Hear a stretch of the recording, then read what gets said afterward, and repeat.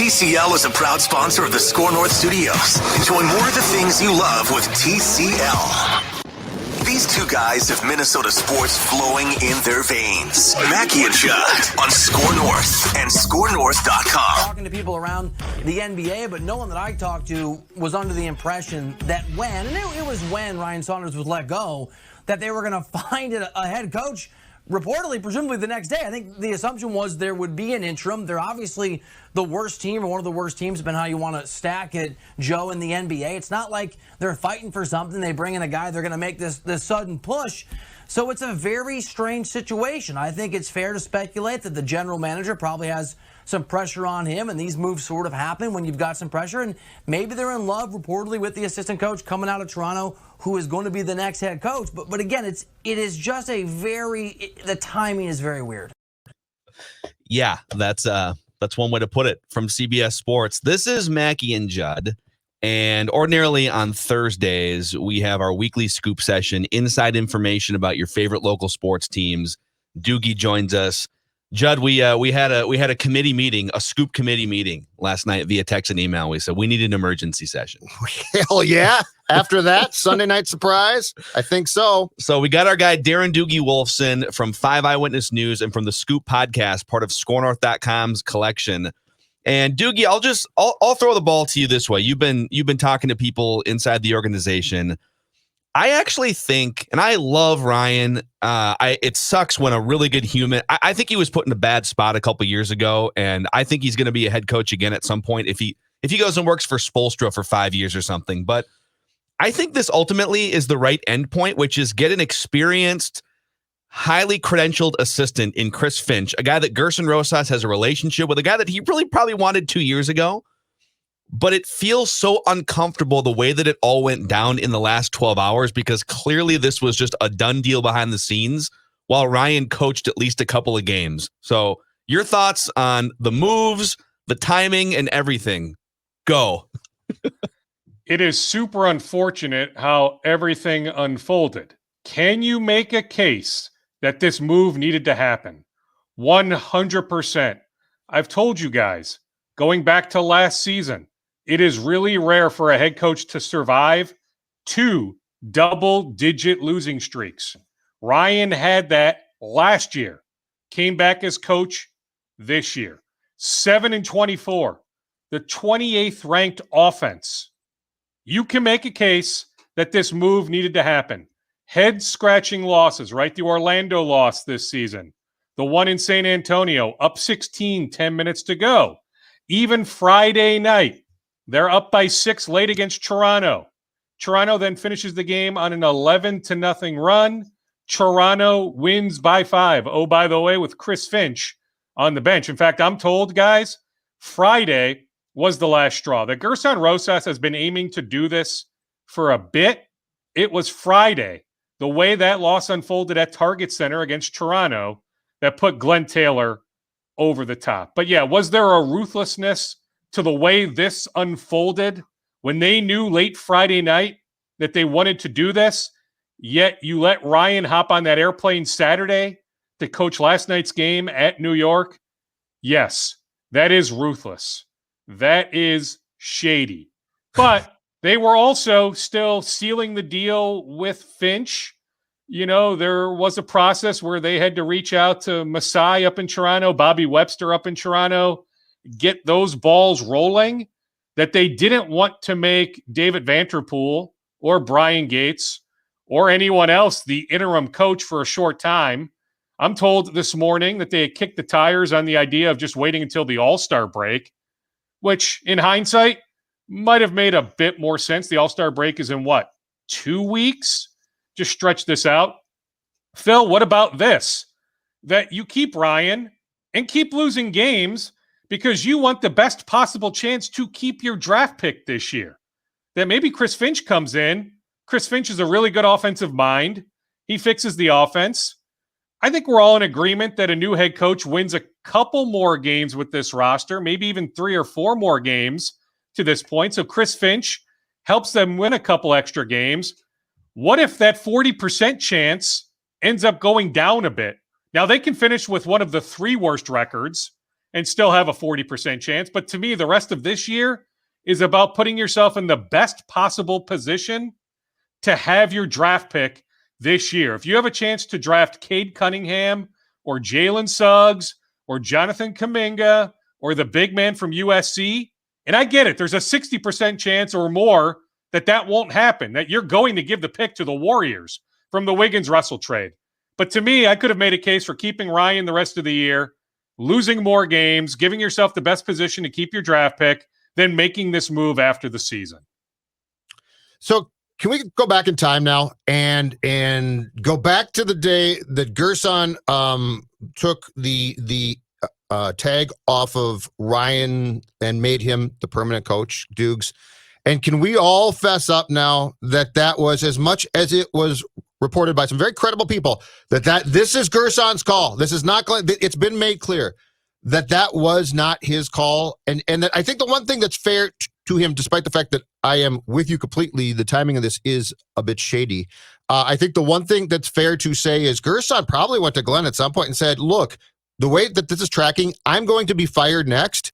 So if I'm going to be fired, at least let me get fired with my choice as coach. Because now it's just 1,000% clear that when Ryan kept the job in May of 2019, that was Glenn's call. And that was the one call that Gerson at that time didn't have. Because you froze up ever so slightly. So hopefully you still have me. I think the answer to your question, Judd, is pretty complex. Do I think that Glenn wanted Ryan? So let's go back to May 2019. They fired Tom Thibodeau. Tibbs is making, $8, $9, $10 million a year. Still had multiple years left on his contract. So Glenn had to pay that money. Do I think Glenn wanted to save money, knew that he could get Ryan Saunders to sign a really, really sweetheart deal, that Ryan would come in as the lowest paid coach in the NBA? Yeah. Do I think that Glenn wanted to save money May of 2019? I do. I also do think that while Chris Finch was always Gerson's guy, that if Gerson could hire anybody, it was Chris Finch. We talked about that at that time, that was the buzz, that Chris Finch was his guy. So Chris Finch being the guy now is of zero surprise. I also think, though, that Gerson liked Ryan enough that it didn't take a whole lot of convincing by Glenn, that Gerson was super fortunate to finally crack the code to get one of these jobs that he had interviewed for a number of president of operations jobs, was denied. He finally gets this chance, that he wanted to be in lockstep enough with the owner that at that time he wasn't going to offer a whole lot of resistance. But is it fair to say that Glenn had a ton to do with Ryan getting the job May of 2019? Yes, Judd, that is incredibly fair. Yeah.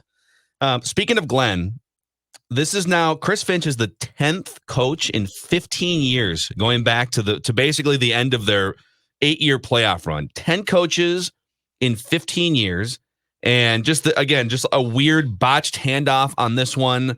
We can talk more later about, I think Ryan was put in a bad, almost certain to fail position to begin with, now that we sort of look back at the last couple of years. But Doogie, I know that you have more conversations with Glenn than maybe anyone in the local Twin Cities media here. And so you might have a better understanding of the way that he operates. How can the Lynx be so dialed in for 15 years? And I get it. The answer is because he found Cheryl Reeve. And how can the Timberwolves be the absolute biggest bumbling mess disaster in American professional sports once Donald Sterling got fired or removed as Clippers owner? Explain it to me. It doesn't make any sense. There is luck and circumstance that the Lynx hit rock bottom right at the right time. We're in a position to draft Maya Moore, number one. That, yes, Cheryl Reeve is a rock star. There's also only 12 teams in the WNBA. There are, 30 teams in the NBA. So your competition level is that much deeper in the NBA compared to the WNBA. I'll say this, though, on Glenn. So, yeah. Do I talk to Glenn? Heck, I texted with him last night. I'm hoping to talk to him at some point today. Yes, at 79 years old, Glenn Taylor actually can send a text message. He confirmed the news that Woj, I think, initially had, or maybe it was Shams or whoever. It doesn't matter who had it first. But it was a month ago that shooter, Charlie Walters, it wasn't me. It was Charlie Walters of the Pioneer Press, talked to Glenn for his Sunday column. Glenn is quoted. I'm paraphrasing right now because I don't have the quotes in front of me. But the gist of it was that it's not fair to judge Ryan when he hasn't had his full complement of players. He only got to coach Cat with Russell and Edwards for 5 games total. Even when he took over as interim coach, Robert Covington was hurt. Covington missed the rest of that year. They actually weren't even a train wreck the rest of that year. If you go back and look at the record, they weren't good, but it wasn't a train wreck. But he was minus Robert Covington, then their second best player. So then he gets the job as head coach. The roster last year ends up being blown up. The year shuts down early because of COVID. They're not invited to the bubble. They come back this year, shortened training camp, only 2 preseason games. He's got the youngest roster in the NBA. So, Phil, you're right. He was set up to fail. That being said, you can't have the Spurs loss. You can't have the Orlando loss. You can't have the Sacramento loss a year ago. There were many head-scratching losses. They got down by 20 points or more 11 times this year under Ryan's watch. Only the Cleveland Cavaliers are worse in that regard. They have blown more double-digit leads than any other NBA team this year. So there are reasons. Don't get me wrong. You know, he's supposed to be able to coach offense. You're 28th, right? There are many reasons to make this move. But I still think there's something to be said about the roster being broken, not enough two-way players, not enough tough players. There are not many smart players on this roster. Some of that, I think, is the youth, that they are the youngest team. So the smarts will come with experience to some extent, although with some guys, maybe not so much. That I'm not big into making Ryan the scapegoat, that the roster is so broken. I was in favor, because Glenn probably needs to sell sooner rather than later. Sell to Daniel E. Strauss, who's willing to pay a handsome figure. Let Strauss come in and make a decision. This is what I would have done, and make a decision on Gerson and Ryan. That Glenn should have sold the team going back weeks or months. But at this point, it looks like Glenn will be the majority owner for the foreseeable future. And Gerson finally convinced him after that debacle on Friday night. Judd, nothing boosts your franchise value by causing more chaos in the middle of a season. He is our Brett Favre. He promises to retire once every 3 years, and then is like, I guess I changed my mind. Most important question, I think, arguably, of this entire thing, Darren, is this. Because it could be another strike against this team. How is this going to be taken by Cat? Because no matter how much he might be at fault too, and he is, okay? So I am not absolving him, folks, but I'm saying 2021 star player, it matters what they think. Do we think that he was consulted in any way, shape, or form? And how do you think he takes this? I'm still working on whether he was consulted. On whether you should be worried that the star player might be upset, I wouldn't worry about that. Like, I think about Milwaukee a few years ago when Giannis really wanted Jason Kidd as the coach. Didn't work out. Budenholzer comes in. Giannis still ends up signing the extension. I think it's fair to say, and we've talked about this, but I'll reiterate it now, that D'Angelo Russell and Ryan Saunders did not see eye to eye, that Ryan thoroughly enjoyed coaching this group more with D'Angelo Russell out, that they just could never, to use the cliche, get on the same page. Cat and Russell, as far as I know, are still pretty darn close. Maybe the totality of that relationship has been overstated, but they still have a close enough relationship where I think Russell was telling Cat some stuff about Ryan. I think Cat saw the results too. Even with Cat back in the lineup, 8 games back, 1-7, the way they lost on Friday, having a chance to win the Lakers game or win the Clippers game or even win the game in Charlotte. Win last night. They missed their final 7 shots. I don't think Ryan was the issue last night. They had a chance to win that game after making the really good comeback.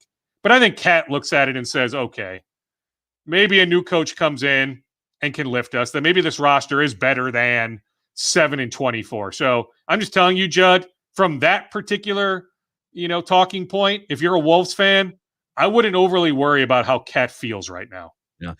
This is, I don't know if this really means anything, but over the last 10 years, one thing that's just sort of bothered me about the Wolves coaching search process is that it's very basic.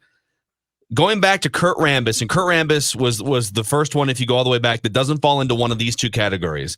Established coach that is on like his second, third, or fourth stop that you're hoping can come in here and just fix the organization. Rick Adelman, Tom Thibodeau.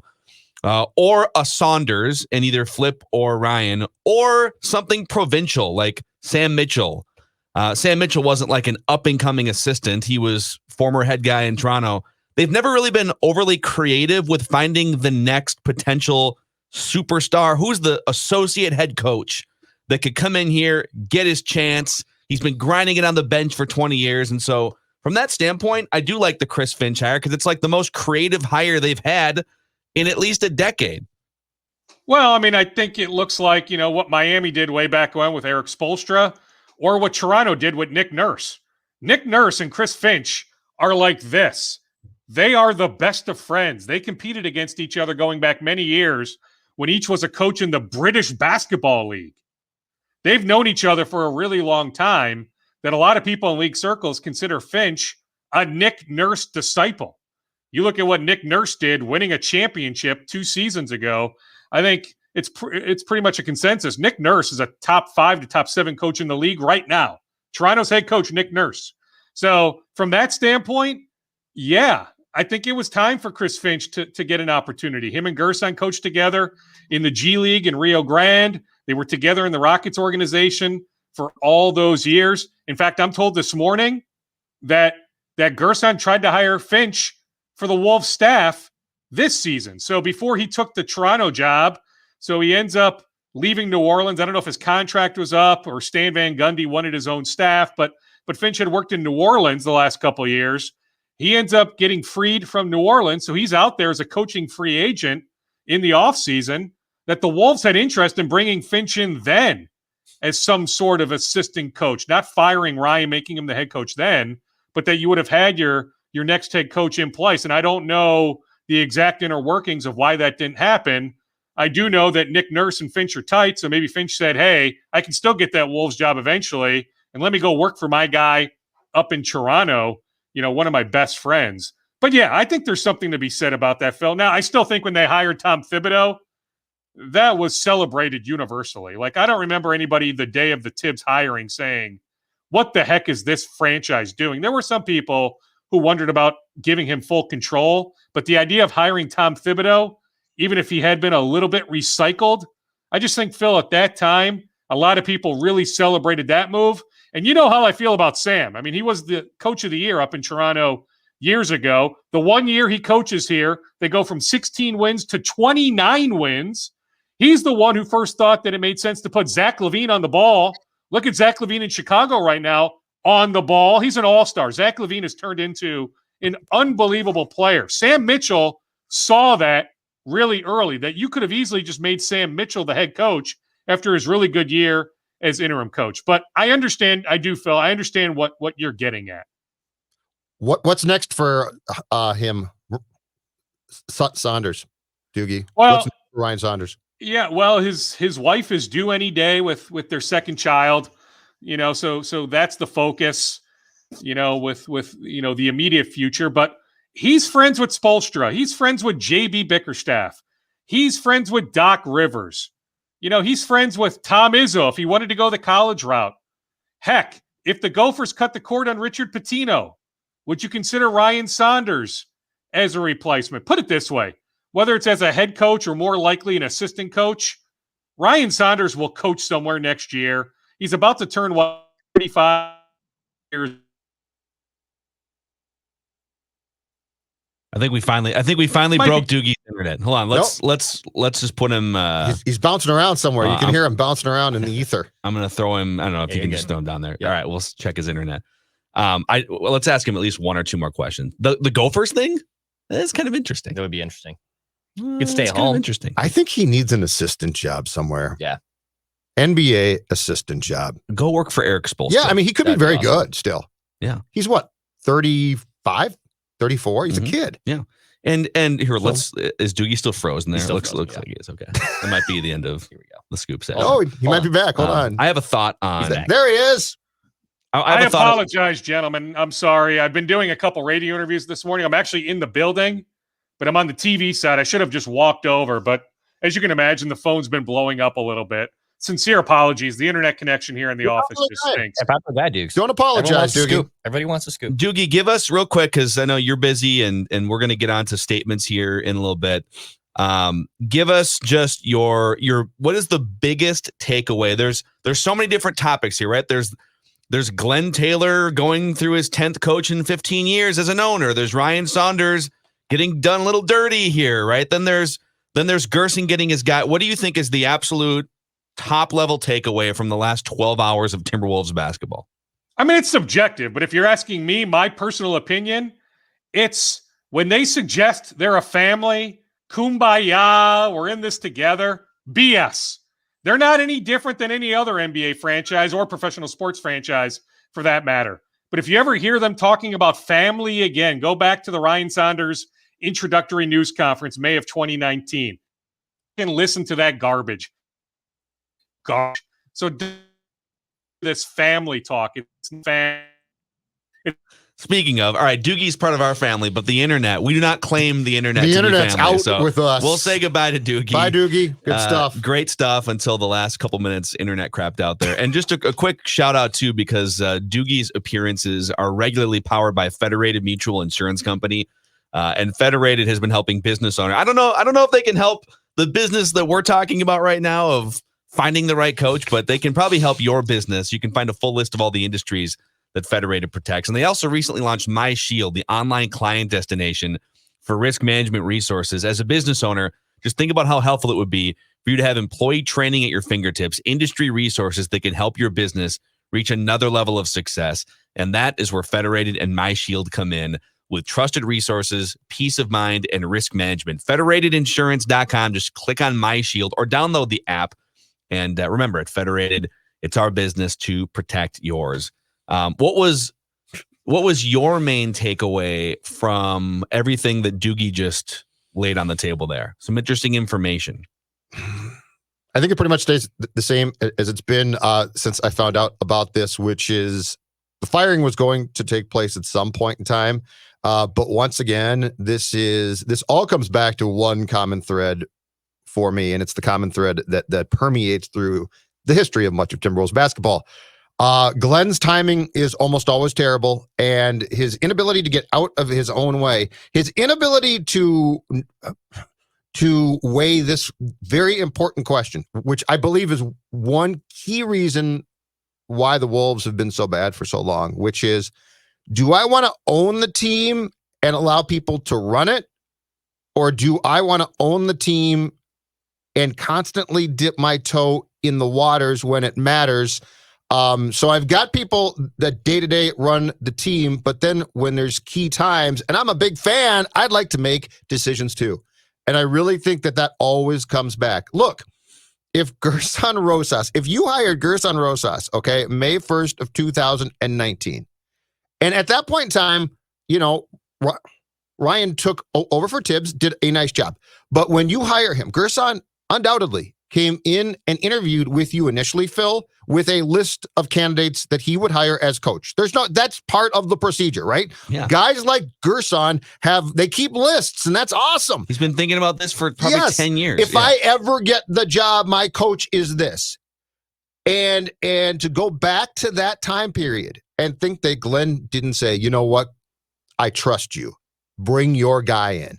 And instead, he's like, I really trust you and I like you and I want you to overhaul the roster, but keep the coach. That's never a good plan. What are the chances? We talked about this before. What are the chances that Ryan was even on that list for Gerson when he arrived? Zero. It doesn't mean he's not a nice guy, and it doesn't mean that Gerson and Ryan did not click. I'm sure they might have, but there is no way that in his drawer in Houston, Texas, right, that Ryan Saunders somehow magically had appeared this is choice 6 for me. The thing that stood out the most is when Doogie started, because I remember him reporting on this 2-3 years ago, whenever the The Tibbs got fired, 3 years ago? December of 19. Okay, so 2+ years ago.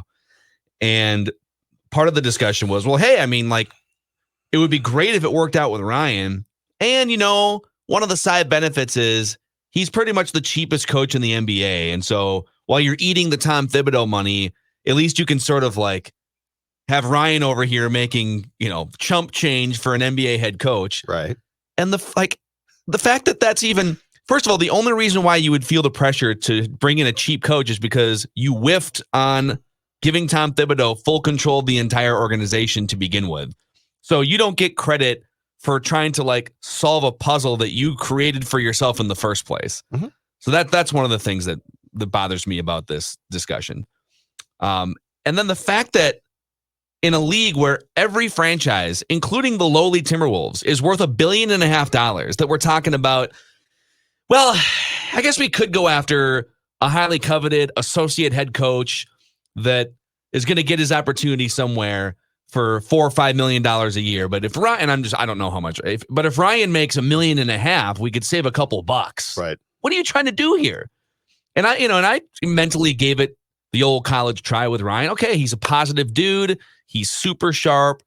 He's a film junkie going back to when he was a graduate assistant. Yeah, I don't know if he was a graduate assistant I think he jumped right into the Wizards film room, basically, right when he was done playing basketball here. Mm-hmm. But in retrospect, he got a little bit unlucky with some of the injuries. Cat and D'Lo very clearly like needed to play together to really see this vision out. But he was also just at least 5 years too early getting hired for this job. What's he going to do? He's not going to say no. Wait, you're going to give me life-changing money to coach the franchise that my dad helped put on the map. What a great potential story. Right. They put him in that position, and it blew up in their faces. And here we are. But I mean, you hired a president of basketball ops and then basically said, there's only one job that I really want a big say here. It's the head coach. And by the way, I'm saddling you with a 32 at the time, I believe, year-old kid, which is not fair to anybody. Gerson, Ryan, Glenn. But Phil, this always comes back. I mean, think about the involvement of Glenn here. Think about what Doog said. Now Glenn's like, I was going to sell the team, but I'm not. It's always Glenn at the last second, either chiming in or he's going to sell. I think he's been on the precipice of selling 2 or 3 times. And every time it comes back to, you know what, I'm not going to. I think I might be making this up, but I'm pretty sure when Tom Thibodeau was talking to the Bulls about that Jimmy Butler trade, I'm pretty sure there were some reports or rumblings that Wiggins was the guy that Tom Thibodeau wanted to send over, that he saw some dog in Zach LaVine. We floated that too. I remember on this show we posed that question. It was like, you guys are nuts. We definitely talked about it. Yeah. And that Glenn was like, there's no way we can trade Andrew Wiggins. We can't trade it. I'm 80% sure. Yeah, because he's going to look me in the eye and I'm going to give him a max contract and it's going to work out perfectly for the Golden State Warriors. So stop meddling. If Gerson Rosas 2 years ago, if you've trusted him to run the basketball ops, then you trust him to hire who he wants as coach. And if you threw Ryan Saunders' name in there 2 years ago as, well, what if we gave this guy a shot? Shame on you, dude. I mean, that's like the 15th thing on the list of things that he's done. Yeah, it's way down there. Shame on you list is huge. Yeah. That's the problem. So, all right, we got to get to some Mackey and Judd statements here, and I'm sure there's going to be plenty of Timberwolves meat on the bone as well. Phil Mackey, Judd Zulgad. They live in the sewer. Yes, they do. And enjoy it. Yes. They relish in it. Mackey